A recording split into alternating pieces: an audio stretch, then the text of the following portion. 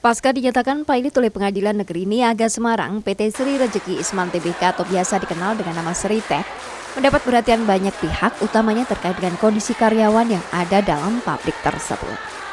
Bahkan Presiden Prabowo Subianto langsung menugaskan 4 menteri, yakni Menteri Keuangan, Menteri BUMN, Menteri Perdagangan, dan Menteri Ketenagakerjaan untuk ikut menangani kasus Sritek. Sementara itu, Wakil Menteri Ketenagakerjaan Immanuel Ebenezer yang berkunjung ke Sritek pada Senin 28 Oktober disambut langsung oleh Dirut PT Sritek Iwan Kurniawan dan jajaran lainnya.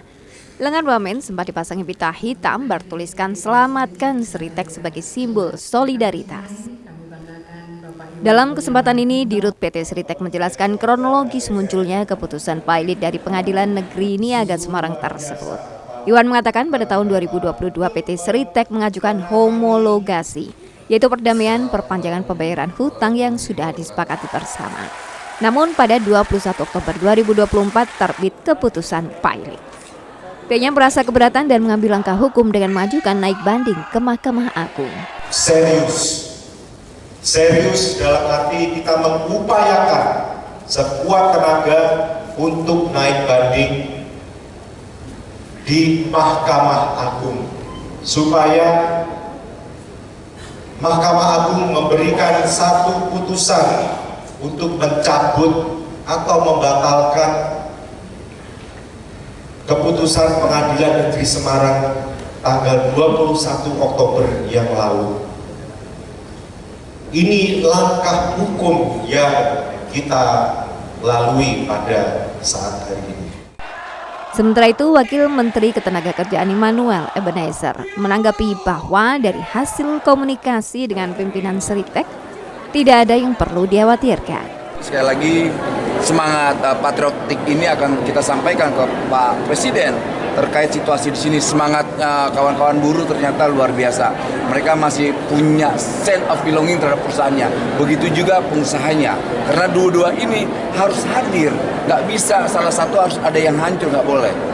Jadi salam hormat Presiden Pak Prabowo untuk kawan-kawan khususnya buruh dan juga perusahaan Sritek. Pak, langkah konkret apa yang akan diambil, Pak? Langkah pertama yang jelas komunikasi ya. Komunikasi itu penting.